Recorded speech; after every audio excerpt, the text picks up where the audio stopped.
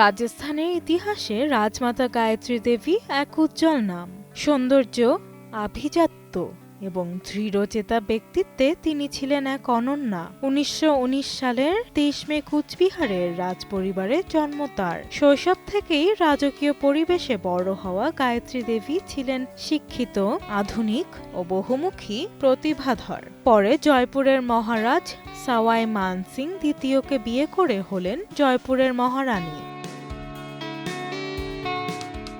রাজকীয় জীবনে থেকেও তিনি সাধারণ মানুষের সঙ্গে সহজে মিশে যেতেন। স্বাধীনতার পর তিনি রাজনীতিতে সক্রিয়ভাবে অংশ নেন। ১৯৬২ সালের লোকসভা নির্বাচনে তিনি নিরঙ্কুশভাবে জয়ী হন এবং সেই সময়ের রেকর্ড সংখ্যক ভোটে বিজয়ী হওয়ার জন্য গিনেস বুক অফ রেকর্ডসে নাম তোলেন। নারী শিক্ষা, স্বাস্থ্য ও ক্ষমতায়নে তার অবদান ছিল প্রশংসনীয়।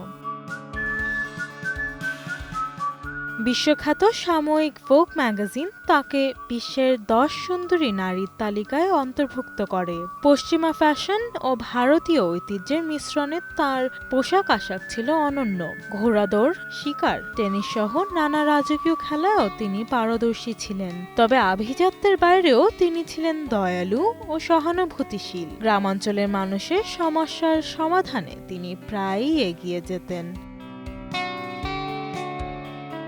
জীবনের শেষ দিকে তিনি রাজস্থানের জয়পুরে শান্তভাবে সময় কাটাতেন। ২০০৯ সালের ২৯ জুলাই ৯০ বছর বয়সে রাজমাতা গায়ত্রী দেবী মৃত্যুবরণ করেন। তার মৃত্যুর পর রাজস্থান ও কুচবিহার জুড়ে শোকের ছায়া নেমে আসে। আজও তার সৌন্দর্য, সামাজিক কাজ এবং দৃঢ় মনোভাব ভারতীয় ইতিহাসে স্মরণীয় হয়ে আছে। আয়রা আবিদ, সময় সংবাদ।